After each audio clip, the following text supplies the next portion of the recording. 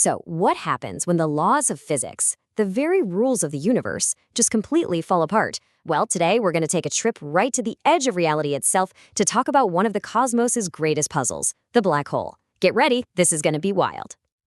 And you know that line? That's not from some sci-fi movie. It describes something very, very real that makes us rethink everything we thought we knew about space and time.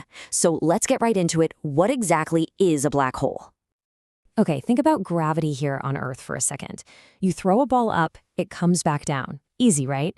Now, I want you to imagine gravity so unbelievably powerful, so inescapable, that even light, literally the fastest thing in the entire universe, can't outrun it.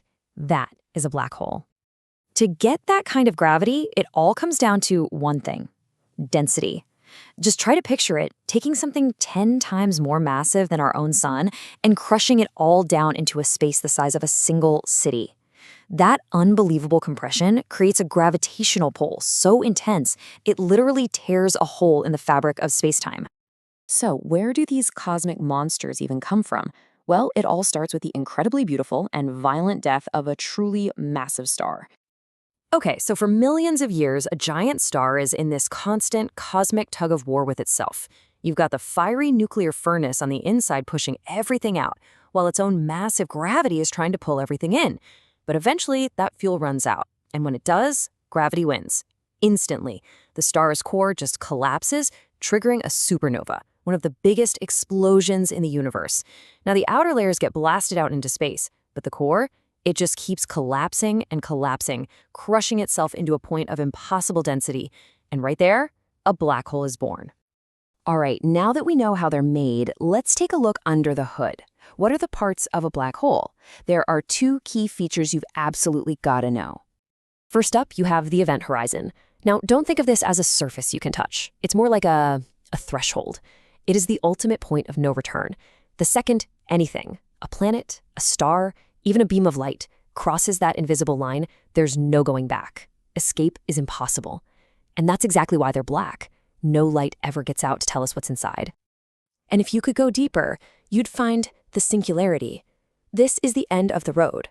All that stuff from the original star, all of its mass, is crushed down into a single point with basically zero size and infinite density. Right here, our understanding of physics, of space and time, just stops. It's the ultimate unknown. But here's a fun fact. Not all black holes are created equal. Oh no. They come in all sorts of different sizes, from what you might call stellar-sized runts, all the way up to true cosmic behemoth. So first you've got your run-of-the-mill stellar black holes. These are the most common kind, and they form when a single massive star collapses. Now, we call them small, but let's be real. The tiniest one we've ever found is still almost 4 times the mass of our sun. And then you have the titans, supermassive black holes. These things are the unbelievable gravitational anchors that sit at the heart of pretty much every major galaxy, including our own Milky Way. The current heavyweight champ is a beast called TON 618, and it weighs in at an absolutely staggering 66 billion times the mass of our sun. Yeah, just try to let that sink in. And the search is on for even more types. Scientists are looking for what they call intermediate black holes, the missing link between the stellar and the supermassive. And some even think there could be tiny primordial black holes that were born right at the beginning of the universe. The black hole family could be way bigger than we ever thought. All right, but this brings up a really big question, right? If these things are literally invisible, if they swallow light, how in the world do we find them? How do you even begin to hunt for a cosmic ghost? It's a great question. I mean, think about it. You can't actually see the culprit, but you can see the trail of chaos it leaves behind. So astronomers hunt for black holes by looking for the gravitational fingerprints they leave all over the cosmos. These cosmic detectives look for 2 main clues. The first one is called an accretion disk. See, when a black hole is feeding, it pulls in a swirling vortex of gas and dust. This material gets superheated and glows brighter than a billion suns, shooting out X-rays we can detect. The second clue?